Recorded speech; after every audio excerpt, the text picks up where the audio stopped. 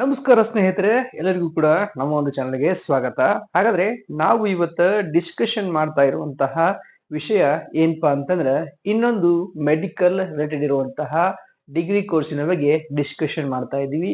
ಅದರೊಳಗಡೆ ಸ್ಪೆಷಲಿ ನಾವು ಫಾರ್ಮಸಿ ಕೋರ್ಸಿನ ಬಗ್ಗೆ ಡಿಸ್ಕಷನ್ ಮಾಡ್ತಾ ಇದ್ದೀವಿ.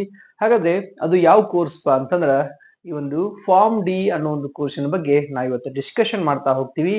ಹಾಗಾದ್ರೆ ಇದ್ರೊಳಗಡೆ ನಾವ್ ಏನೆಲ್ಲ ಕವರ್ ಮಾಡ್ತಾ ಇದೀವಿ ಅಂತಂದ್ರ ಈ ಒಂದು ಕೋರ್ಸ್ನ ಎಲಿಜಿಬಿಲಿಟಿ ಆಗಿರ್ಬೋದು, ಈ ಒಂದು ಕೋರ್ಸಿನ ಡ್ಯೂರೇಷನ್ ಆಗಿರ್ಬೋದು, ಈ ಒಂದು ಕೋರ್ಸಿನ ಇಂಟರ್ನ್ಶಿಪ್ ಆಗಿರ್ಬೋದು, ಅದರ ಜೊತೆಗೇನೆ ಈ ಒಂದು ಕೋರ್ಸ್ ಒಳಗಡೆ ಬರುವಂತಹ ಸಬ್ಜೆಕ್ಟ್ ಅಥವಾ ಅದರ ಸಿಲೆಬಸ್ ಏನಿರ್ತೈತಿ, ಅದಾದ್ಮೇಲೆ ಆ ಒಂದು ಕೋರ್ಸ್ ನ ಮಾಡಿದಾಗ ನಮ್ಗೆ ಏನೆಲ್ಲ ಜಾಬ್ ಅಪಾರ್ಚುನಿಟಿಗಳು ಇರ್ತಾವು, ಅದರ ಸ್ಯಾಲರಿ ಸ್ಕೇಲ್ ಏನೆಲ್ಲ ಇರ್ತೈತಿ, ಹಾಗೆ ಆ ಒಂದು ಕೋರ್ಸ್ ನ ಮುಗಿಸಿದ ಮೇಲೆ ನಮ್ಗೇನಾದ್ರು ಹೈಯರ್ ಎಜುಕೇಶನ್ ಇರುತ್ತಾ ಅಂತೇಳಿ ಇನ್ನು ಡಿಟೇಲ್ ಆಗಿ ನಿಮ್ಗ ವಿತ್ ಇನ್ 10 ಮಿನಿಟ್ಸ್ ಒಳಗಡೆ ಈ ಒಂದು ವಿಡಿಯೋದಲ್ಲಿ ಹೇಳ್ತಾ ಹೋಗ್ತೀವಿ.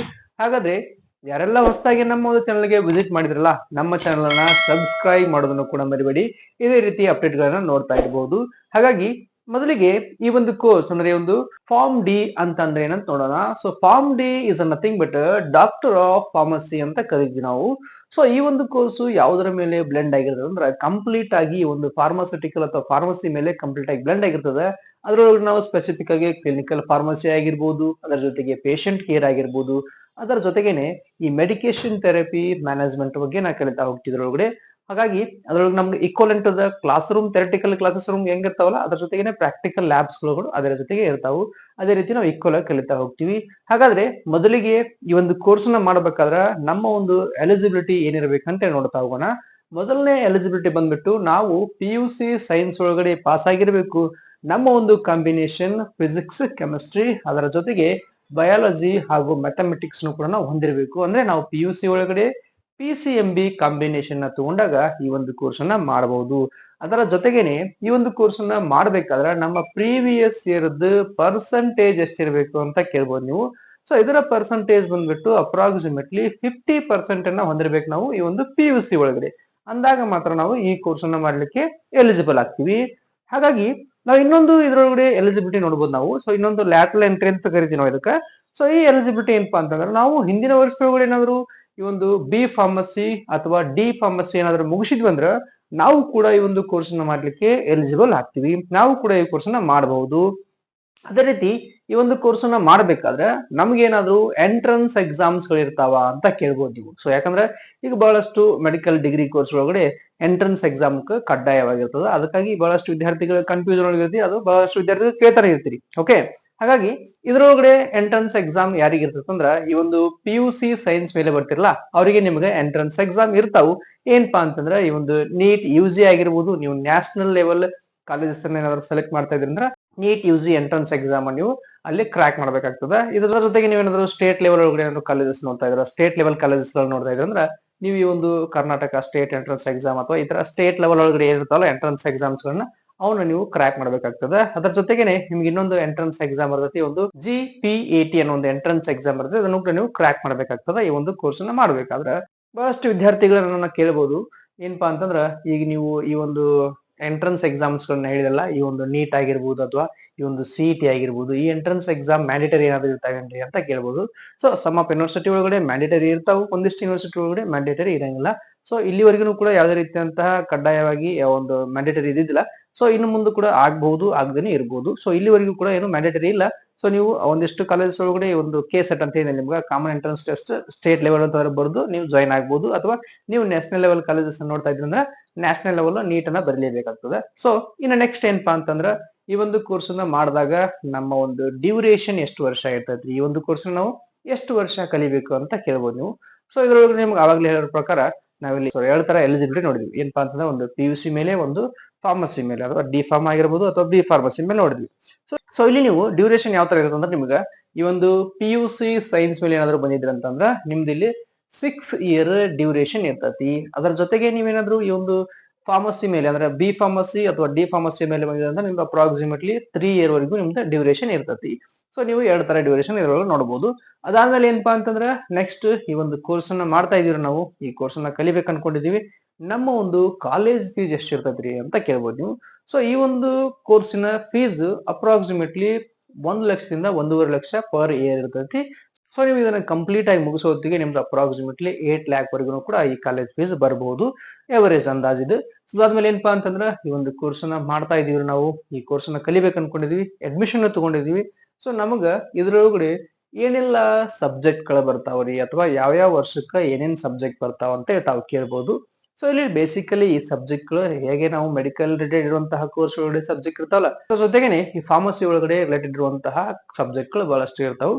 ಸೊ ಯಾವ್ಯಾವ ಸಬ್ಜೆಕ್ಟ್ ಗಳು ಬರ್ತಾವ ಅಂತ ಹೇಳಿ ನೋಡ್ತಾ ಹೋಗೋಣ. ಹಾಗಾದ್ರೆ ಮೊದಲನೇ ಹಾಗೂ ಎರಡನೇ ವರ್ಷದೊಳಗಡೆ ಬರುವಂತಹ ಸಬ್ಜೆಕ್ಟ್ ಗಳು ಯಾವ್ಯಾವಪ್ಪ ಅಂತಂದ್ರ, ಮೊದಲನೇ ಸಬ್ಜೆಕ್ಟ್ ಇಲ್ಲಿ ಹ್ಯೂಮನ್ ಅನಾಟಮಿ ಅಂಡ್ ಫಿಸಿಯಾಲಜಿ ಅನ್ನೋ ಒಂದು ಸಬ್ಜೆಕ್ಟ್ ಬರ್ತೈತಿ ನಿಮ್ಗ ಮೊದಲನೇ ಹಾಗೂ ಎರಡನೇ ವರ್ಷದೊಳಗಡೆ. ಅದಾದ್ಮೇಲೆ ಎರಡನೇ ಸಬ್ಜೆಕ್ಟ್ ಯಾವ್ದಪ್ಪ ಅಂತಂದ್ರೆ ನಿಮ್ಗೆ ಇಲ್ಲಿ ಫಾರ್ಮಾಸ್ಯೂಟಿಕಲ್ ಕೆಮಿಸ್ಟ್ರಿ ಅಂತ ಬರ್ತೈತಿ, ಅದಾದ್ಮೇಲೆ ಫಾರ್ಮಕಾಲಜಿ ಅಂತ ಬರ್ತೈತಿ, ಅದರ ಜೊತೆಗೇನೆ ಫಾರ್ಮೋಕಾಗ್ನೆನ್ಸಿ ಅಂತಾನು ಕೂಡ ಈ ಸಬ್ಜೆಕ್ಟ್ ಬರ್ತಾವ ಇದ್ರೊಳಗಡೆ. ಸೊ ಏನಪ್ಪಾ ಅಂದ್ರೆ ನಿಮ್ಗೆ ಈ ಮೊದಲನೇ ಹಾಗೂ ಎರಡನೇ ವರ್ಷದೊಳಗಡೆ ಬರುವಂತಹ ಸಬ್ಜೆಕ್ಟ್ ಗಳು. ಓಕೆ, ಅದರ ಜೊತೆಗೆ ನಿಮ್ಗೆ ಪ್ರಾಕ್ಟಿಕಲ್ ಲ್ಯಾಬ್ ಗಳು ಇರ್ತಾವ ಅಥವಾ ಪ್ರಾಕ್ಟಿಕಲ್ ಎಕ್ಸಾಮ್ಸ್ ಗಳು ಕೂಡ ಇರ್ತಾವ. ಓಕೆ, ಇನ್ನ ಮೂರನೇ ಹಾಗೂ ನಾಲ್ಕನೇ ವರ್ಷದೊಳಗಡೆ ಬರುವಂತಹ ಸಬ್ಜೆಕ್ಟ್ ಯಾವಪ್ಪ ಅಂತಂದ್ರ, ಸೊ ಇಲ್ಲಿ ನಾವು ಮೊದಲನೇ ಸಬ್ಜೆಕ್ಟ್ ಏನ್ ನೋಡ್ತೀವಿ ಅಂತಂದ್ರೆ ಕ್ಲಿನಿಕಲ್ ಫಾರ್ಮಸಿ ಆಗಿರ್ಬೋದು ಅಥವಾ ಫಾರ್ಮಕೋಥೆಟಿಕ್ಸ್ ಆಗಿರ್ಬೋದು, ಅದರ ಜೊತೆಗೆ ಹಾಸ್ಪಿಟಲ್ ಫಾರ್ಮಸಿ ಆಗಿರ್ಬೋದು, ಅದರ ಜೊತೆಗೆ ಟಾಕ್ಸಿಕಾಲಜಿ ಆಗಿರ್ಬೋದು. ಇವೆಲ್ಲ ಸಬ್ಜೆಕ್ಟ್ ನಮ್ಗ ಮೂರನೇ ಹಾಗೂ ನಾಲ್ಕನೇ ವರ್ಷದೊಳಗಡೆ ನಾವು ಕಲಿತೀವಿ. ಅದಾದ್ಮೇಲೆ ಐದನೇ ವರ್ಷದೊಳಗಡೆ ಏನೆಲ್ಲ ಸಬ್ಜೆಕ್ಟ್ ಗಳನ್ನ ಕಲಿತೀವಿ ಅಂತ ನೋಡ್ತಾ ಹೋಗೋಣ. ಸೊ ಇಲ್ಲಿ ಮೊದಲನೇ ಸಬ್ಜೆಕ್ಟ್ ನಮ್ಗ ಅಡ್ವಾನ್ಸ್ ಕ್ಲಿನಿಕಲ್ ಫಾರ್ಮಾ ಪ್ರಾಕ್ಟೀಸ್ ಅನ್ನ ಕಲಿತೀವಿ. ಅದರ ಜೊತೆಗೆ ನಾವಿಲ್ಲಿ ಇನ್ನೊಂದ್ ಏನಪ್ಪಾ ಅಂದ್ರ ರಿಸರ್ಚ್ ಮೆಥಡಾಲಜಿಗಳನ್ನ ಕಲಿತೀವಿ. ಅದರ ಜೊತೆಗೆ ನಿಮ್ಗೆ ಕೊನೆ ವರ್ಷದೊಳಗಡೆ ಪ್ರಾಜೆಕ್ಟ್ ವರ್ಕ್ ಕೂಡ ಇರ್ತೈತಿ. ನೀವು ಪ್ರಾಜೆಕ್ಟ್ ನ ಸಬ್ಮಿಟ್ ಮಾಡ್ಬೇಕಾಗ್ತದೆ. ಅಂದ್ರೆ ನಿಮ್ಗೆ ಫೀಲ್ಡ್ ಗೆ ವರ್ಕ್ ಕಳಿಸಿ ನಿಮ್ಗೆ ಆ ಪ್ರಾಜೆಕ್ಟ್ ನ ರೆಡಿ ಮಾಡ್ಕೊಳಕ್ ಹೇಳ್ತಾರೆ. ಸೊ ಒಂದು ಪ್ರಾಜೆಕ್ಟ್ ನ ಕೂಡ ನೀವು ಮಾಡ್ಬೇಕಾಗ್ತದೆ. ಅದಾದ್ಮೇಲೆ ಈ ಒಂದು ಆರನೇ ವರ್ಷದೊಳಗಡೆ ಹೇಗಿರುತ್ತೆ ಅಂದ್ರೆ ಕಂಪ್ಲೀಟ್ ಆಗಿ ನಿಮಗೆ ಇಂಟರ್ನ್ಶಿಪ್ ಟ್ರೈನಿಂಗ್ ಇರ್ತೈತೆ. ಅಂದ್ರೆ ಹಾಸ್ಪಿಟಲ್ ಒಳಗಡೆ ಏನ್ ಫಾರ್ಮಸಿ ಇರುತ್ತಲ್ಲ, ಆ ಫಾರ್ಮಸಿ ಒಳಗಡೆ ನಿಮ್ಗೆ ಇಂಟರ್ನ್ಶಿಪ್ ಟ್ರೈನಿಂಗ್ ಹಾಕ್ತಾರೆ. ಸೊ ಅಲ್ಲಿ ನೀವು ಕಲಿಬೇಕಾಗ್ತದೆ. ಸೊ ಅದಾದ್ಮೇಲೆ ನೆಕ್ಸ್ಟ್ ಏನಪ್ಪಾ ಅಂತಂದ್ರೆ ಈ ಒಂದು ಕೋರ್ಸ್ ಇದರ ಸಬ್ಜೆಕ್ಟ್ ಆಯ್ತು, ಇದರ ಸಿಲೆಬಸ್ ಆಯ್ತು, ಇನ್ನ ಇದರ ಇಂಟರ್ನ್ಶಿಪ್ ಆಯ್ತು. ಈ ಒಂದು ಕೋರ್ಸ್ ನ ಮುಗಿಸಿದೀವಿ ನಾವು. ಈ ಕೋರ್ಸ್ ನ ಮುಗಿಸಿದ ಮೇಲೆ ನಮಗ ಏನೆಲ್ಲ ಜಾಬ್ ಅಪಾರ್ಚುನಿಟೀಸ್ ಇರ್ತಾವ ಅಂತ ಕೇಳ್ಬೋದು ನೀವು. ಸೊ ಇದ್ರೊಳಗಡೆ ಬರುವಂತಹ ಜಾಬ್ ಅಪಾರ್ಚುನಿಟೀಸ್ ಕಂಪ್ಲೀಟ್ ಆಗಿ ಫಾರ್ಮಸಿ ಮೇಲೆ ಡಿಪೆಂಡ್ ಆಗಿರ್ತಾವೆ. ಓಕೆ, ಸೊ ಹಾಗಾದ್ರೆ ಮೊದಲನೇ ಜಾಬ್ ಅಪಾರ್ಚುನಿಟೀಸ್ ಏನಪ್ಪಾ ಇಲ್ಲ ನಮಗ ಕ್ಲಿನಿಕಲ್ ಫಾರ್ಮಸಿಸ್ಟ್ ಆಗಿ ಕೆಲಸ ಮಾಡಬಹುದು. ಅಂದ್ರೆ ಹಾಸ್ಪಿಟಲ್ ಒಳಗಡೆ ಫಾರ್ಮಸಿಸ್ಟ್ ಆಗಿ ಕೆಲಸ ಮಾಡಬಹುದು. ಅದಾದ್ಮೇಲೆ ನಾವಿಲ್ಲಿ ಫಾರ್ಮಕೋ ವಿಜಿಲೆನ್ಸ್ ಸ್ಪೆಷಲಿಸ್ಟ್ ಆಗಿ ಕೆಲಸ ಮಾಡಬಹುದು. ಅದಾದ್ಮೇಲೆ ಮೆಡಿಕಲ್ ರೈಟರ್ ಆಗಿ ಕೆಲಸ ಮಾಡಬಹುದು. ಅದಾದ್ಮೇಲೆ ರಿಸರ್ಚ್ ಅಸೋಸಿಯೇಟರ್ ಆಗಿ ಕೆಲಸ ಮಾಡಬಹುದು. ಆಮೇಲೆ ಫಾರ್ಮಸಿ ಕಂಪನೀಸ್ ಒಳಗಡೆ ಕೆಲಸ ಮಾಡಬಹುದು. ಅದಾದ್ಮೇಲೆ ಓನ್ ಫಾರ್ಮಸಿನೂ ಹಾಕಿ ಓಪನ್ ಮಾಡಬಹುದು. ಅದಾದ್ಮೇಲೆ ನಾವಿಲ್ಲಿ MR ಆಗಿನೂ ಕೂಡ ಕೆಲಸ ಮಾಡಬಹುದು. ಅಂದ್ರೆ ಮೆಡಿಕಲ್ ರೆಪ್ರೆಸೆಂಟೇಟಿವ್ ಆಗಿನೂ ಕೂಡ ಕೆಲಸ ಮಾಡಬಹುದು. ಅದಾದ್ಮೇಲೆ ನಾವಿಲ್ಲಿ ಫಾರ್ಮಸಿ ಬ್ರಾಂಚಸ್ ಗಳನ್ನ ತಗೊಂಡು ನಾವು ನಮ್ಮ ಸಿಟಿ ಒಳಗಡೆ ನಾವು ಅಥವಾ ನಮ್ಮ ಓನ್ ಊರಲ್ಲಿನೂ ಕೂಡ ನಾವು ಫಾರ್ಮಸಿ ಬ್ರಾಂಚಸ್ ಗಳನ್ನ ತಗೊಂಡು ಫಾರ್ಮಸಿನ ಓಪನ್ ಮಾಡಬಹುದು. ಆ ತರನೂ ಕೂಡ ನಿಮ್ಗೆ ಅವಕಾಶಗಳು ಇರ್ತಾವೆ. ಅದಾದ್ಮೇಲೆ ನಾವಿಲ್ಲಿ ಹೋಲ್ಸೇಲ್ ಡ್ರಗ್ ಡಿಸ್ಟ್ರಿಬ್ಯೂಷನ್ ಕೂಡ ನಾವು ಮಾಡಬಹುದು. ನಮ್ದು ಒಂದು ಹೋಲ್ಸೇಲ್ ಶಾಪ್ ಇಟ್ಕೊಂಡು ನಾವು ಹೋಲ್ಸೇಲ್ ಡ್ರಗ್ ಬಿಸ್ನೆಸ್ ಕೂಡ ಮಾಡಬಹುದು ಅಥವಾ ಡಿಸ್ಟ್ರಿಬ್ಯೂಷನ್ ಕೂಡ ಮಾಡಬಹುದು. ಆ ತರನೂ ಕೂಡ ನಿಮ್ಗೆ ಅವಕಾಶಗಳು ಇರ್ತಾವೆ. ಇನ್ನು ಹಲವಾರು ಅವಕಾಶಗಳು ಇರ್ತಾವೆ. ಅದ್ರ ಜೊತೆಗೆ ನೀವು ಏನಾದ್ರು ಸಬ್ಜೆಕ್ಟ್ ಎಕ್ಸ್ಪರ್ಟ್ ಆಗಿನೂ ಕೂಡ ಈ ಒಂದು ಫಾರ್ಮಸಿ ಕಾಲೇಜ್ ಒಳಗಡೆ ಲೆಕ್ಚರ್ ಆಗಿ ಕೆಲಸ ಮಾಡಬಹುದು. ಆ ತರನೂ ಕೂಡ ನಿಮ್ಗೆ ಅವಕಾಶಗಳು ಇರ್ತಾವೆ. ಸೊ ಇದು ನಿಮ್ಗೆ ಕಂಪ್ಲೀಟ್ ಆಗಿ ಜಾಬ್ ಅಪಾರ್ಚುನಿಟಿ. ಇನ್ನು ಹಲವಾರು ಜಾಬ್ ಅಪಾರ್ಚುನಿಟಿಗಳು ಇರ್ತಾವೆ. ಸೊ ಇದು ನಿಮ್ಗೆ ಬೇಸಿಕ್ ಇರುವಂತಹ ಜಾಬ್ ಅಪಾರ್ಚುನಿಟಿಗಳು. ಇನ್ನು ನೆಕ್ಸ್ಟ್ ಬರೋದು ಏನಪ್ಪಾ ಅಂತಂದ್ರೆ ಈ ಒಂದು ಕೋರ್ಸಿನ ಬಗ್ಗೆ ಹೇಳಿದ್ರಿ, ಇದರ ಜಾಬ್ ಅಪಾರ್ಚುನಿಟಿ ಹೇಳಿದ್ರಿ. ಇನ್ನ ಈ ಒಂದು ಕೋರ್ಸ್ ನ ಮಾಡಿ ನಾವು ಜಾಬ್ ಮಾಡಾಕತ್ತೀವ್ರಿ, ನಮಗ ಸ್ಯಾಲರಿ ಸ್ಕೇಲ್ ಎಷ್ಟಿರ್ತೈತ್ರಿ, ಪ್ರೆಷರ್ ಆಗಿ ಜಾಯ್ನ್ ಆದಾಗ ಎಷ್ಟಿರ್ತೈತಿ, ಎಕ್ಸ್ಪೀರಿಯನ್ಸ್ ಆದ್ಮೇಲೆ ಎಷ್ಟಿರುತ್ತೆ ಅಂತ ಕೇಳ್ಬೋದು ನೀವು. ಸೊ ನೀವು ಪ್ರೆಷರ್ ಆಗಿ ಜಾಯ್ನ್ ಆದಾಗ ನಿಮ್ಮ salary scale approximately 4.8 to 6.8 per lac annum ಇರ್ತೈತಿ ನಿಮ್ದು. ಸೊ ಅದಾದ್ಮೇಲೆ ನಿಮ್ಮ ಎಕ್ಸ್ಪೀರಿಯನ್ಸ್ ಆದಾಗ, ನಿಮ್ಮ ಒಂದು ಸ್ಕಿಲ್ ಗಳ ಡೆವಲಪ್ಮೆಂಟ್ ಆದಾಗ ನಿಮ್ಮ ಸ್ಯಾಲರಿ ಸ್ಕೇಲ್ ಅದಕ್ಕಿಂತ ಜಾಸ್ತಿ ಹಾಕೊಂಡ್ 7 ಅಥವಾ 8 ತರ ನಿಮ್ದು ಪರ್ ಆನಮ್ ಸ್ಯಾಲರಿ ಇನ್ಕ್ರೀಸ್ ಹಾಕೊಂತ ಹೋಗ್ತೈತಿ.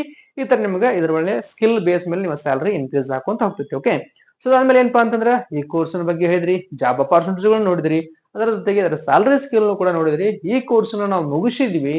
ಈ ಕೋರ್ಸ್ ಮುಗಿಸಿದ ಮೇಲೆ ನಮಗ ಇದರೊಳಗಡೆ ಏನಾದ್ರು ಹೈಯರ್ ಎಜುಕೇಶನ್ ಇದೆಯಾ ಅಂತ ಕೇಳ್ಬೋದು ನೀವು.